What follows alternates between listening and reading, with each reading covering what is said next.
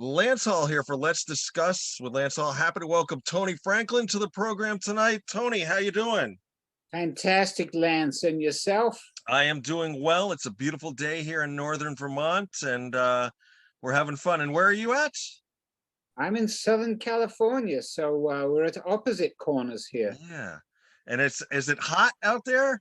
I'm reading. It's bloody hot, yes, as English would say. It's in the hundreds today, so I'm living in air conditioning. I don't blame you. Well, speaking of hot, you have an album that's being re-released, VHF, Very High Frequency, coming out June 25th on Golden Robot Records. A couple of friends of yours joined in on this as well. Joel Hoekstra, and I don't want to pronounce his name wrong, so can you give me the drummer's name with the correct pronunciation, please? Yes, it's Vinci Guerra. Okay. You're asking me, an Englishman who can't pronounce a lot of. I say I speak two languages, English and American. I still pronounce a lot of English words and American words incorrectly. So, as far as I know, it's Vinci Guerra. Okay, but I've heard him also referred to as Vinny the drummer. That works, yes. You know, that keeps it easier, doesn't it? A little easier to roll off the tongue. I understand this was sort of Vinny's start with this. This album was sort of recorded backwards, drums, bass, then guitar. Well, you know, it's quite a unique concept. And this was actually, the recording for this began back in 2014. Right. And, you know, we've had it done a while. It was completed in 2015, but you know, we did the independent release and it was tough to get it out there. And so finally we find a home with it. And I have to say, Vinny has been the driving force behind this with Golden Robot. And we are now here and getting this out to a lot bigger audience, which is very exciting. But, you know, back then I had not met either guy before. I didn't know them. I knew who Joel was, but had not worked with him or met him. So Vinny had this concept, and this is the days really before remote recording was a thing. He wanted to do this thing, and he and Joel go way back. They know each other and play together in different situations. And Vinny's played with Beth Hart and a bunch of others and all that. And so he had this concept of laying down some drum grooves and then handing it all off to me, with no indication of any sort of what it should be. And I'm like, wow, that's so he gave me a completely free rein, which was wonderful. And I thought, okay, well, you know, at the very least, it will be an interesting experiment. We just had one song to start with. Yeah. And it could be something that could be very average, could be terrible, it could be pretty amazing, especially with these kind of players involved. So he sent me these tracks, and the first one was it was Whispers of the Soul. And it had some very interesting, his approach was a little different. It had some fresh kind of grooves on it and different kind of things. And for me, I was laying down the first melodic and rhythmic and structural features of it, because it was just all rhythm before then. And there were sections, but it was very, very open. But I thought, you know, I really want to make a structure of this. So I spent time and really wanted to get the right music for whatever the drums were telling me. So I spent time and really got into it. And so there was a jamming aspect, but there was also a crafting process of making the landscape right. Because knowing that Joel would be laying down on top of it, I didn't want to just create a bunch of random stuff that didn't have any kind of meaning to it. I wanted it to have a song type structure that had a beginning, a middle, and an end, and was engaging. I love to play that way. I think even when I'm creating bass parts, I always think in a song kind of way that is engaging and builds and has all the dynamics. So it would put time into it, and then we send it off to Joel.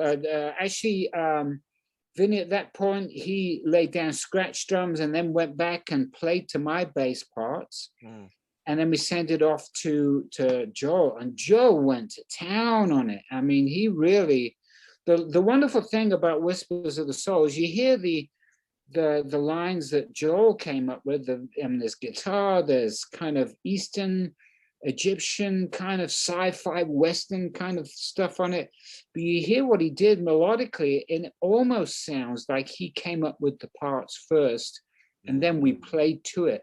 It's that strong and that definitive, and he put all these different layers and vocal stuff and like narration kind of stuff, trippy kind of stuff, and we put it all together, and it's like, wow, this is really, really cool. Let's do another one. And so we kept going from there. It just kept building. It's like, this is really cool. And and before you knew it, we had a full album. We did some videos for it, and it turned out really, really great. So yeah, we're making a go of it and giving it a real good push this time. Yeah. You know, you bring up Whispers of the Soul and that whole trippy vibe and the Eastern sounds and all that. As I was listening to that song, I don't know if you're familiar with this movie, I could totally hear that being played in the background of that ending scene from Apocalypse Now, where Martin Sheen and is going down with Marlon Brando, you know, and it's the whole climax of the movie, you know, and there's some other stuff that's all involved. I could hear it totally playing over that. I don't know if you're familiar with that movie at all.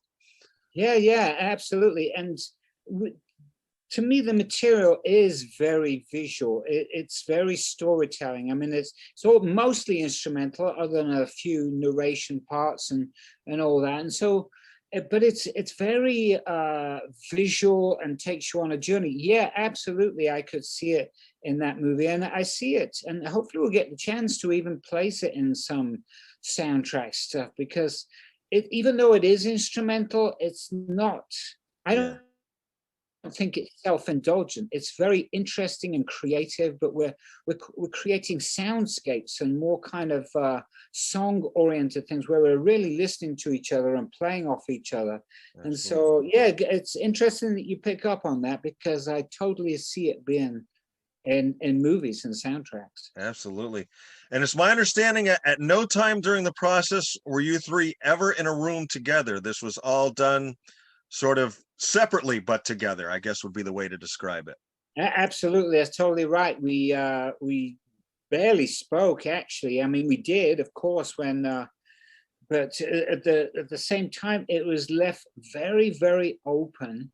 I mean, I guess if something wasn't working, we would have figured something out, but everything just flowed. And yeah, we never sat down together, worked out parts, worked out anything.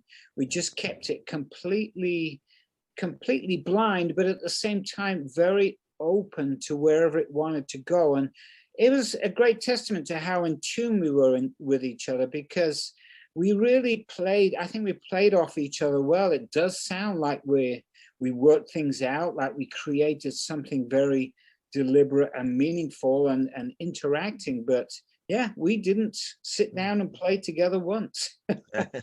Who came up with the song titles as well? You got some great, you know, Whispers of the Soul, Suspended Animation, Backside of Your Eyes. Who came up with those? Those are fantastic. Yeah, thank you. That's all Vinny. I mean, wow. He is a driving force behind this. It was his concept, and he would almost throw those in as like working titles, but I'm like, yeah, those are great titles. So we kept them, because they're very, once again, it goes with the kind of storytelling, visual aspect, invisible thread and suspended animation and all that stuff. It is very visual. So yeah, I give Vinny a lot of credit for all that.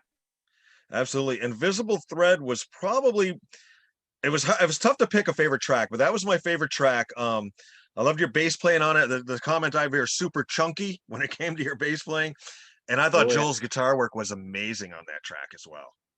Yeah, thank you. Yeah, it's a very heavy one. I call that heavy, hypnotic, and haunting.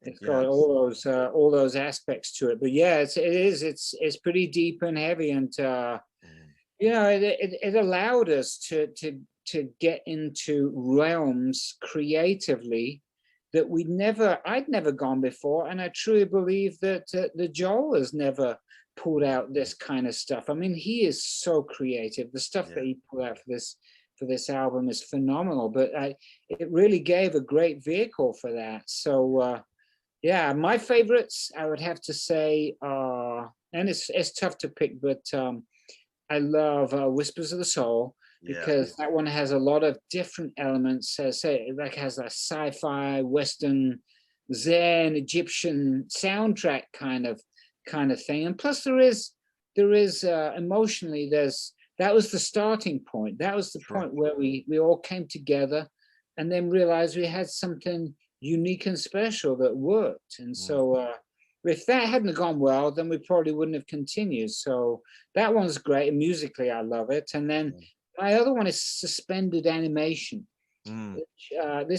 That was an interesting track for me personally to create, because it's an unusual format. It has like this, once again, like a sci-fi but Led Zeppelin almost kind of levee breaks kind of feeling at the Yes. beginning. And then almost at the halfway point, it breaks into a completely down tempo, long descending part that drum wise, it just like, wow, I hit that for the rest of the song. And I'm like, wow, I need to come up with something very engaging that holds your attention for that. So it was kind of, I call it like the anti I Am the Walrus ending.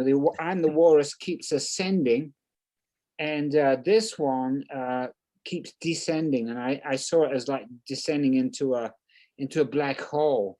And so musically, it does a musical scale which you don't hear too often in music, and it just feels like it keeps getting lower and lower. And then it's very serious musically, and then Joel does this crazy commentary narration at the end of it. Yes. About what was it, dogs being they cryogenically reawoken and their brains were still active and all that, which he took from some scientific study.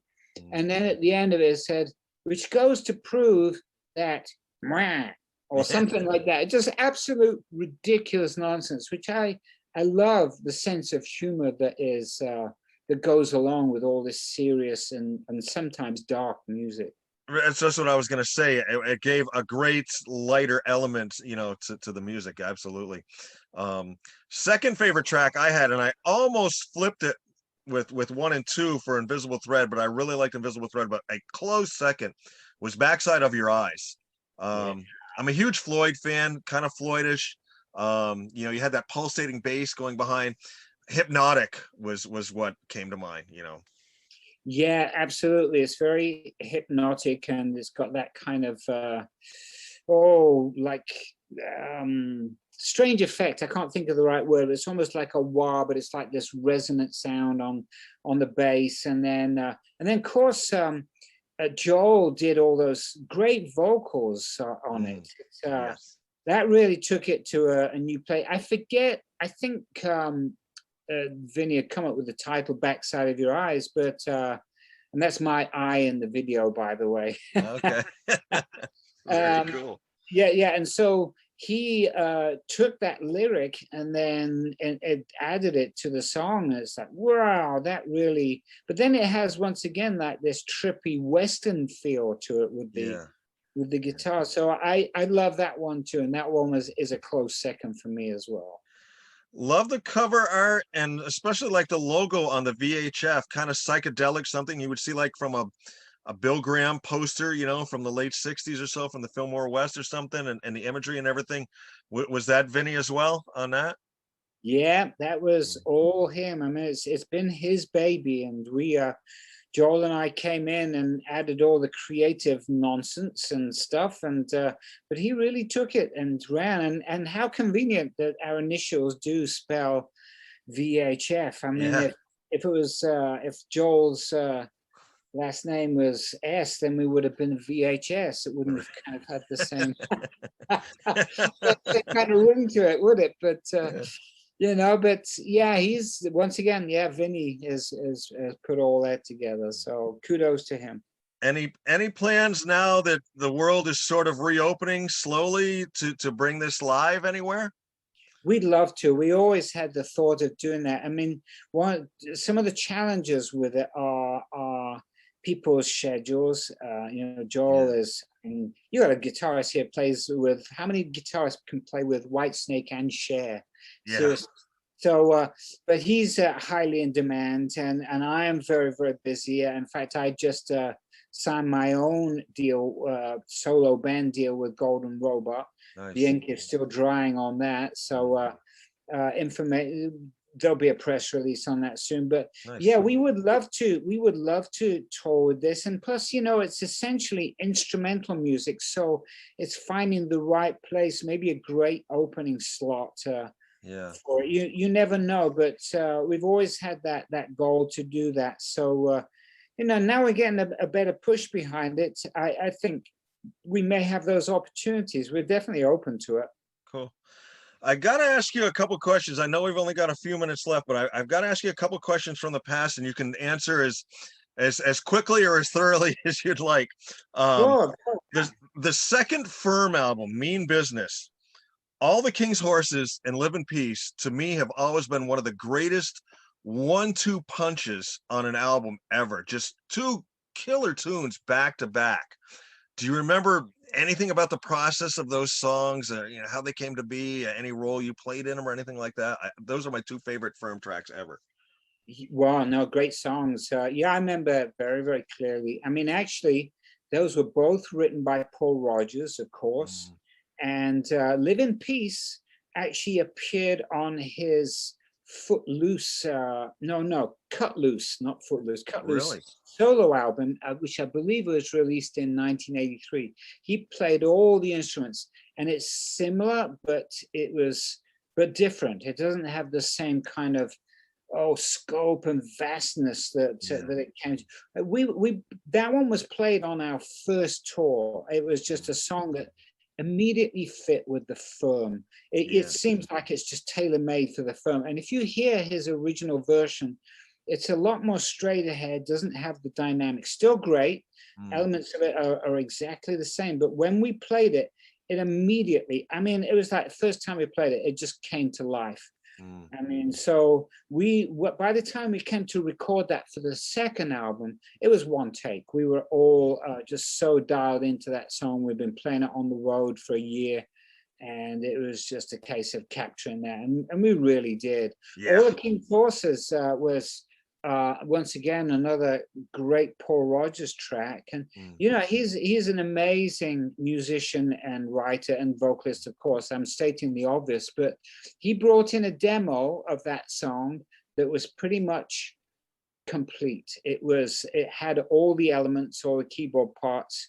But what we did, of course, we barely played it in rehearsals. mm. But so the first time we played it down in its completed form was the recording. Wow. And so, that was a real band. We were so in tune with each other and our chemistry. I mean, people think, it's just a super group, but we were, I mean, right from the get-go, we were completely in tune with each other. We had a chemistry that was so natural and organic. And I'd been doing gigs with Jimmy before the Firm, so I had that advantage of playing with him with Roy Harper. We'd done some Right. recordings and gigs together. So we were very dialed in. And so on that one, Paul played the main keyboard part, the intro and then the Yeah. solo. I added some keyboards on the solo part. There's an ascending part. I actually played on the verses. There's a keyboard bass part which I played, Mm, and then it was all hands on the deck. I mean, to both of their credit, Jimmy and Paul, neither of them had the musical ego. If I had an idea, and bear in mind, I was really the new kid. When I first joined that band, I was 22 years old. right. This is sort of your first big break. Yeah.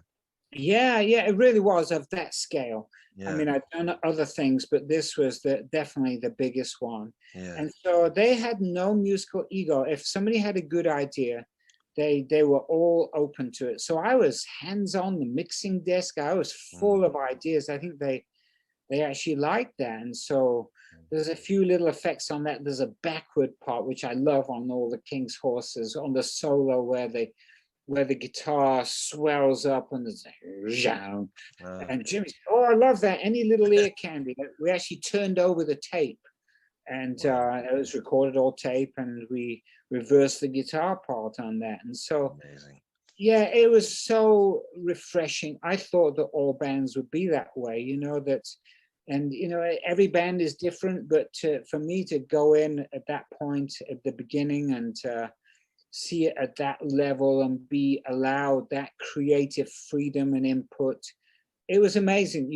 I didn't really fully grasp or appreciate how amazing it was, because it just felt so natural and normal. You just go in and everybody's just like going in there and wants to create great music. Yeah. And, you know, but to look back many years later, 22, 23, 24 years old by the end of it, and I'm creating music with Jimmy Paul and Paul Rodgers on equal footing. Yeah. It's like, you know, I didn't fully grasp that at the time, but looking back in hindsight, what an amazing experience that was. And it still is just as meaningful to me, if not more than it was then. Absolutely. The other question I have, I got to ask you about this. Of course, you're known as the master of the fretless bass, but I was reading one thing. You were playing in a jazz trio, lead singer, a lady named Brenda Scott, and you were doing something on a fretless bass, and she said, "Get that poor boy off that fretless bass."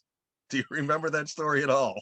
Oh, of course I do. Yeah, that was a painful but very necessary learning experience. And you've got to remember that that was not that long before the firm started. Now, oh, really? Quick, yeah. It's I was still not fully on the fretless bass. I was mostly doing fretted, and so you know, I decided to pull out the fretless. I had it.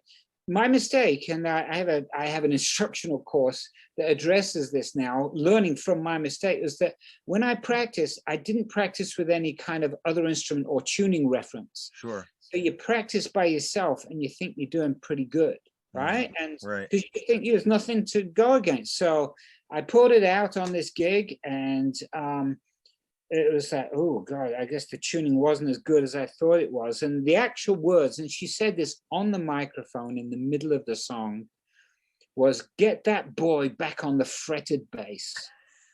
In the middle of the gig on the microphone. Oh yeah. So, I mean, I definitely got it. And so it's like, okay, I guess that's harsh. I guess I'm not there yet. So I put in some serious practice after that. And it was probably a 2 years at the most after that the firm came together, and I did it fully on the fretless. Right.